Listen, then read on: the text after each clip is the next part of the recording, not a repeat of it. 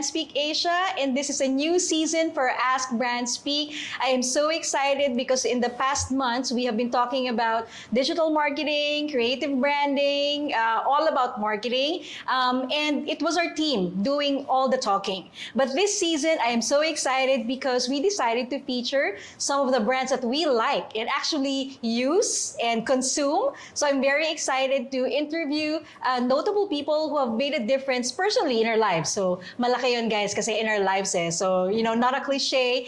We love this brand. So here, I'm excited to introduce to you the founder of But First Coffee, Miss Anna Magalona. Hi, Anna. Hi, thank you for having me. Thank you so much, Anna, for gracing our You're the Pioneer in this Ask Season episode. Thank you. Thank you. And I love your coffee shop here, But First. I love the interiors. Kakulay ko yung interior. How are you doing? I'm great. I'm actually looking forward for this so that we can be able to share our experiences, our strategies, to be able to help and motivate our viewers as well. Yeah, and that's what we love, right? Yeah. Before you came here, how was your day? It was hectic. I did a little preparation on my end, my physical preparation. And then after that, I just had a sudden urgent call about filling up something. Then proceeded right away here. Right. So that's the life of a founder, yeah. right? Is that a normal thing for you? Like, I know as a founder, there's really no routine, right? Right. So is that like, no routine is like your routine? Yes. Okay. So on call 24/7, there are days that you are relaxed, composed, and there are days that you're struggling, very hectic, and just all around. Right. Yeah. And today you're just fine. Yeah. Okay. Right. So tell us, Anna, when did you start But First?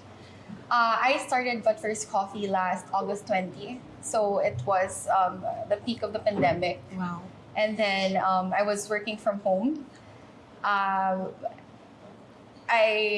had the sense of uncertainty during that time rather, and then I told myself that I should have a fallback plan just in case something happens to me.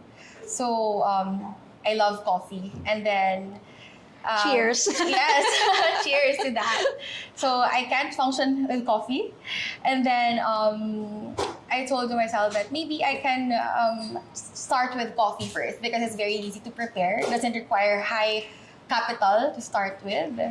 And then, just maximize the potential of the social media platform there. So we started offering free delivery through our online pages. Oh. And from there, we were able to draw attention to the people in social media, and then it really helped us grow from where we are now. Interesting. So, okay, before I go to the more serious questions, so how many cups of coffee a day do you consume? 3 cups minimum. Just kidding. Wow. 3 cups is maximum. Okay, right? max na yan. Yeah. I used to drink 6 cups a day. Whoa, when I was for real? working for another company because I heavily write. So I need my brains functioning until, okay na yung 6. I'm back to 2, which is good. All right. And ito, about coffee. So did you create your own menu? I did. Wow. Yes. Okay. So just to share, of course, I got some inspiration from other coffee shops, other famous items on the menu for cafes. So I came from a province called Negros Occidental, from Bacolod City specifically. Oh. So we have lots of coffee shops there, and then the coffee shops there are very affordable. And then parang I love Bacolod. really, OMG, yeah, the food there is Yes, great. the food is great. And everything is so slow, laid back. Yes. So going back, we had lots of coffee shops there. Parang every kanto there are coffee shops, and then cheap coffee talaga. Tapos it's also good. The quality of the coffee there is good. And then it only requires a few ingredients. So sabi ko, when I came here to work, parang mahal lahat ng coffee. Sabi ko, maybe I can bring that concept here, provide, offer Amazing. an affordable coffee here. And then maybe I can get that inspiration from the coffee shops in Bacolod na mabilis lang i-prepare. So I started with a Vietnamese style coffee kasi yan yung preparation din doon sa Bacolod. So I see. yeah, I just played with my own blends and ratio. Okay. And then, ayun, parang people loved it. And then from there, we were able to create more flavors after in the menu. Awesome. So you could say that Vietnamese coffee is your best performing flavor or Yeah, variant? we started with that. Okay, So we only had 2 items on the Okay. menu back then. It was the Vietnamese and then like the classic coffee. Mm. Kasi wala kaming espresso machine that time. Just coffee maker and then Wow. over ice. Wow. So right now we already have some Spanish latte, which is one of our best sellers. Which I love. I'm having Spanish latte. Yeah, awesome. So, I think nakuha mo talaga yung panlasang Pinoy, no? Yeah, I mean, with the yeah, Vietnamese coffee, I love that as well. But also comparing it with other coffee brands, right? Especially the global ones. Yes. I think nakuha mo yung panlasang Pinoy. Yeah, we really, did to fit talaga yung panlasa ng Pinoy, parang balance. you were sweetness. intentional about it. Yes, yes. Kasi Pinoy talaga, mahilig sa matamis. Matamis. Diba? Right. Yeah. Awesome. Okay. So, maybe you can share a little bit to our audience also what your inspiration was in creating the brand name. Okay. But First Coffee. So, technically, that statement is already there, no? Like, it's present from long before pa. And sabi ko, it's catchy. Why not use that na lang as a brand name? Technically, walang may gumagamit ng But First Coffee as a brand name. So we took that opportunity to use But First Coffee as our brand name. Kasi parang it also has a free marketing. Kasi Yeah. when people try But First Coffee, and then after that, parang ma-associate na talaga when they see a statement or a phrase or a caption about But First Coffee, ma-relate talaga siya with the Right. company or the brand. Yeah. So for that's one thing. And it's really catchy. And kasi It is. it's coffee before anything else. Right, So right. we wanted we wanted to highlight that thought na coffee before anything Right. else. And then when we saw the potential in the company na maybe this can grow, why not trademark it? So I was really hoping na walang may mag-trade, wala siyang current na Okay. trademark sa IPO. Then wala talaga, so I grabbed it and Wow, boom, good na for trademark you. ko na. Yeah. Good for you. I love it kasi yeah, it's like a statement. Yes. When you start your day, okay, before I do something serious or before I get into work, before I study, before anything else, even in the middle of the day, right? Right. Kapag nasa second part ka na ng day mo and then okay, wait. I need to do something, but first. Yeah, Yes. diba? Okay, But awesome. first. So it's like what you did was you took something, a statement, something statement. that seemed ordinary Yes. and used, but then you created that as your own brand. Right. Good and important yung trademark, because anybody else can get that because it's sort of generic, but Yeah. now she owns it. So sorry guys, tapos na. Sorry. Okay, wonderful, Anna, for that. Okay, so that was your inspiration. I want to ask you, you mentioned earlier when you were sharing about your story, no? That you thought about creating a coffee company and then utilizing social media Yes. as a strategy. So, is that your primary strategy? Parang, what made you decide to go all out in social? Okay. Yes, that's our primary strategy. The social media platform, all the ads available there.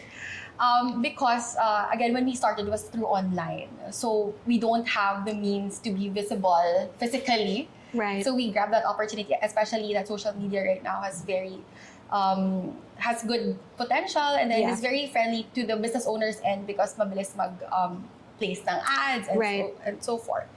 So at first, I didn't venture into ads yet. So I just posted through my personal page and Okay. then to the company's main page as well. The industry shared it. Puro organic lahat.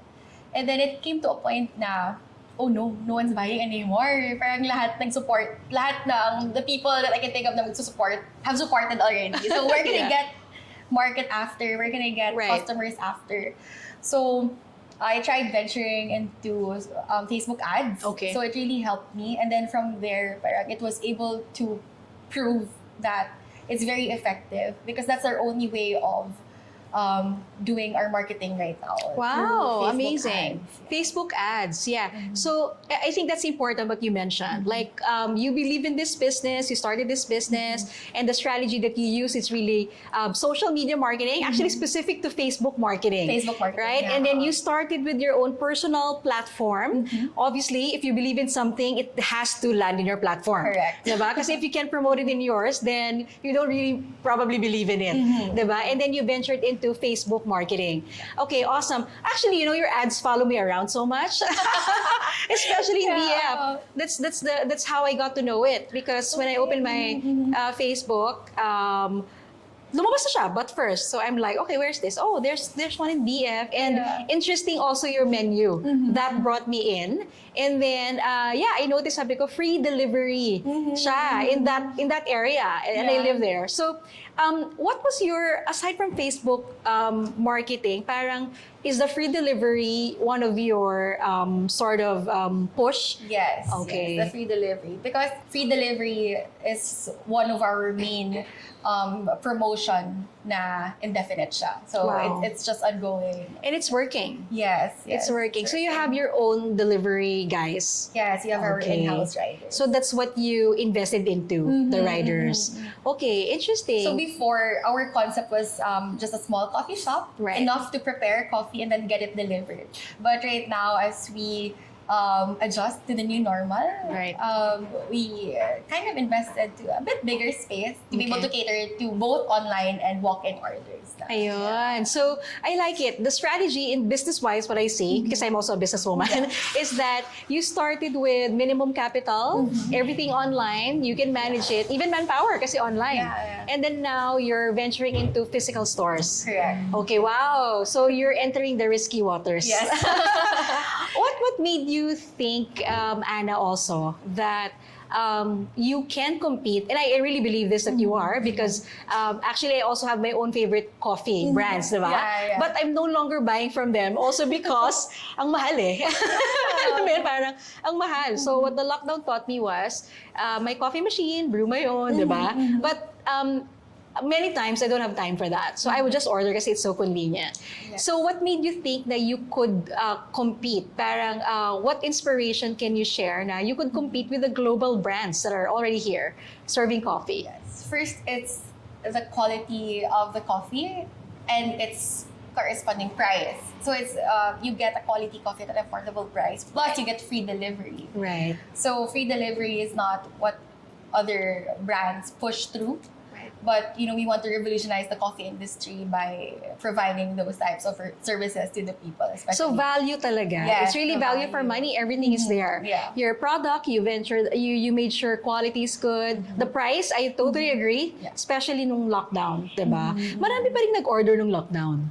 Yes, Mataas pa rin ang... peak talaga pag lockdown. Wow! So when Because everybody's at home, working Yeah. from home, studying from home. ang galing, no? You took that as an opportunity where other people would think, wala na, everything is lost, Yeah. we're on lockdown, but you took it as an opportunity to venture into something like this, and now it's successful. I think as long as you like to put 100% effort on something that you really love and what you really love to do, I think you just do everything you can to make it work. So Oh, I love yeah. that. Passion. And there That's are the passion. challenges along the way when Yes. we started the company, but we just did our best not to be discouraged by those and just focus on your goal. Right. Yeah, I want to ask that, Anna, also. So I'm sure as a business person, as a founder, you had major challenges also. Yes. Could you name a few? Could you share? Like, what are some of your challenges? Some of our challenges, probably when it comes to operations, Yeah. logistics, Of course. because we have stocks coming from overseas. Some of our stocks are coming from overseas, so that's one main challenge that sometimes there are shortage of when it comes to packaging, when it comes to other ingredients. Right. So by addressing that, we had to invest in a bigger warehouse to be able to get a bigger bulk of orders to prevent that from happening again. So that's one. Right. So your expenses kind of grew Expenses, as you yeah. grew. Uh-huh, Okay. Yeah. As well as we had challenges when it comes to our branding. Okay. To really in the branding aspect. Right. we are quite associated with one big tech company. Okay. Because of our logo. Oh, I see. Yeah, but it's not of our intention to actually, follow that. Right. Actually, the logo. Yeah, tell us about the logo. The logo itself, the greater sign, and then the but first coffee. As mentioned earlier, it's just basically before anything else. Right. Before anything else, coffee. So Yeah. it's coffee before anything. Yeah, yeah. I like to reiterate it a lot. Yeah. That's the It's your purpose. essentials. When you wake up, that's it. So that's one challenge that we encountered in the branding aspect. But we addressed that by posting background about our logo. Okay. And then backed it up about the assurance that we are trademarked and we have trademarked our logo. Okay. So. Yeah, interesting. Well, when you have managed to make your business visible, right, and noticeable, then you encounter these problems. Yes. Diba? In the beginning, I'm sure you weren't even thinking about, but now, and it's good that you did the right process. So now your trademark, the strategy is really to address it. Parang PR, ano na rin siya, PR, management, communication is Kasi important. every post, every ad, there is a comment about Wow, our logo. really? So, we decided to just post one long information about it, and then that's it. No more responses to other. Right. Because it'll just draw a lot of another negativity. Yeah, So, yeah. So in terms of marketing, did you think you had I'm sure, am I correct? You're celebrating 3 years this August? 2 years. 2 years. Okay, 2 years this yes. August. Wow, 2 years and you've accomplished so much. What are some of the learnings or mistakes in marketing that you encountered? Learnings or mistakes in marketing. Yeah. I may not call it technically as a mistake. Okay. But siguro if I had the chance before, I would have read a lot more on how to properly position or market our brand better. Okay. Because before we just focused on one thing and then the next thing and then the next thing. We didn't really have the chance to sit down. Right. Parang fast-paced na siya. Make a comprehensive plan? Yeah. Okay. Parang naging opportunities just arise and then you just grab the opportunities and then parang hindi na talaga natututukan yung main other aspects ng business. Okay. So that's one thing. Maybe should have focused more to prevent yung mga other feedback about our branding and logo to make it more consistent. Right. Okay, that's interesting. And so kanina you were mentioning also, no? So you started this one place online for delivery, and then you opened up. How many branches do you have right now? 33. We have 33 Wow, branches. 33 in 2 years. Yeah. And everything company owned? No, Okay. 6 company owned and the rest are franchise branches. Oh, Yeah. so that's another strategy that you did to expand the business, franchising. Yes, we got it through franchising because one of our mission is for it to be attainable and accessible to everyone. Right. And then for us to be able to offer more valuable coffee for across all the Filipino people here in the Philippines. So that's one way to be able to execute our mission is to make it go to franchising. Franchising is the key. So if you want to expand, obviously you don't have operations in all the other cities. So I guess that's where now, how do you ensure that your brand is communicated by the other companies that are franchised? No, is that a challenge for you? Yes. Okay. Yes. It's a challenge. But during the operations training, before they go live, it's laid out everything to them, and then if we encounter some concerns, for example, misplacement of the logo or like adding additional Elements. yes. So we tend to meet internally and how to address it. So you monitor those things. Yeah, we monitor those. Kasi syempre, when your company grows bigger and more people are managing it because they're franchised, that's the usual challenge that you encounter, no? Yes. To keep the brand solid. Yes. Okay, you're doing a good job. I actually saw one, we traveled to Olongapo, I think. Olongapo. I saw one, I'm like, oh wait, this is what first coffee here. So so that's what I realized. Okay, you must be franchising. Okay, that's good. Kanina you mentioned also, no, very interesting. I'm sure you started as a one-man team. Ikaw na lahat yon. Gumagawa ng ads, ng copy, Coffee, oo. pati ng coffee. Minsan nagde-deliver pa. Wow, Yeah. awesome. And then now you have a team. How big is your marketing team? Because you do marketing so well Yes. for your brand. So we're actually I'm heading the marketing. Okay. And then my partner as well. Okay. Tapos we have one marketing manager that handles it. It's basically 3 of us that manages the marketing. Wow. What are the essential skills that you need to come up with a successful marketing team? Like in your team, why are you successful?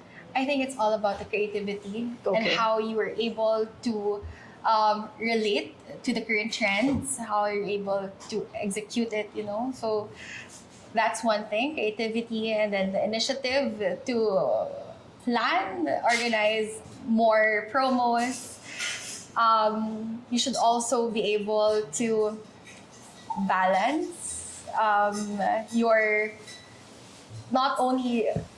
you should be able to be balanced in providing promos, not for the sake of just having promos. Right, But you right. have to be logical about it. Right. But you So- do need them. Like you Yes. do need to execute You promos. need to execute Oh, I see. promos, Okay. uh-huh. Okay. Because I think it's really a necessity in marketing to do promos. Right. Because it helps. Yeah. You know, it helps. It draws a lot more attention as well to the people. And as Right. well, our way of giving back to loyal customers. by Right, providing right. promos. What are some of your most successful promos? I think it's a double-digit promo, like the 6-6, 11-11. I see. Yeah. Okay. So we do, get 2 liters of coffee at a lower price. Oh, So, okay. yeah, so they could save, I think, 50 pesos or more Oh, or less. wow. Okay. Mhm. So they have to catch those e-commerce numbers. Yes, yes. Okay. So June 6-6, yeah, 7-7-8-8. Yeah, all around the year. All around the year. Interesting. Okay, yeah. I guess with the promos kasi,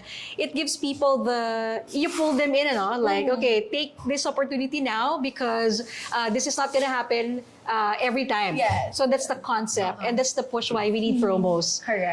Interesting. We Okay. also venture into PR packages. So, Okay. yeah, to influencer marketing. Okay. Because we're working with a small to medium influencer. I know it's Nice. really, and then they have big potential as well. And sometimes, I mean, most of the time, Yeah. they're ano ba tawag dito? Sorry. Oh, Yung yeah. engagement nila Yeah, engagement. is quite big and very helpful for Nice. both parties. No? Yeah, So yeah. we tend to invest in that.